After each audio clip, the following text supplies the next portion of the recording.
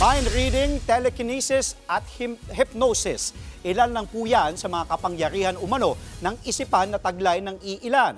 Ang nakamamangha nilang kwento sa report ni Bea de Guzman. May mga bagay sa mundo na hindi madaling maipaliwanag. Kagaya na lamang ng magic o kaya naman ay spiritual healing, mind reading at telekinesis. Subukan nating alamin kung ano nga ba ang tingin ng ating mga kapatid tungkol dito. Wala pa nakikita. Pagkaisip mo na kaya mo yun. Paano pag ano sir, ito babaluktutin natin ito na nakatingin lang, kaya ba siya? Ha? Hindi. Matigas to eh. Matigas to eh. Si Nomer Mind Master may mental superpowers. Kaya raw niyang gawin ang akala natin imposible. So tingnan natin kung kaya ba talaga ni Sir Nomer. Okay, Sir Nomer. Sige. So first, kailangan ko mag-interact with the fork. Kailangan ko i-familiarize yung sarili ko dun sa fork. Touch. Any? Oh! Feel my energy Nagbabibrate siya. very closely.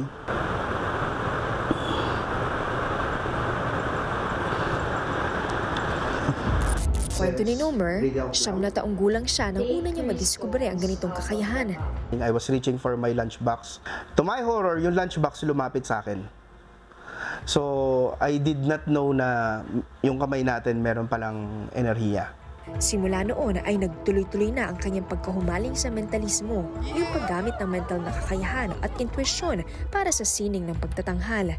Mas lalo pa itong nahubog ng maging mentor niya si David Elephant, isang sikat na mentalist sa buong mundo noong siya'y 16 years old pa lamang.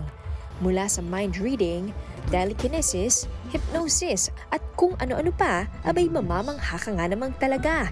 Pero dahil din daw sa kakayahan niya, madalas siyang hinahamon ng iba na gamitin ang kanyang kakayahan. Nasa grocery ako, kuya, saan yung gatas? Ang sagot sa akin, hulaan mo sir. Masyado ng trivial yung mga ganong kaliliit na bagay para gamitan ko pa siya ng energy eh. Payo ni Nomer, kaya rin ng iba ang kanyang ginagawa. Pero anya, dedikasyon at mahabang oras ng pag-aaral ang kailangan dito. But the moment na nabend mo yung unang fork mo, that bypasses yung doubt. Pag nawala na yung doubt na yun, nagiging madali na para sa'yo. Mahalagang mawala raw ang fear of the unknown na tinatawag, kagaya na lamang ng third eye. Ginawa kasi panakot sa atin yun. So, ang purpose nito is to balance love and wisdom. Mas yung tao mas nagkakaroon ng mas mataas na consciousness.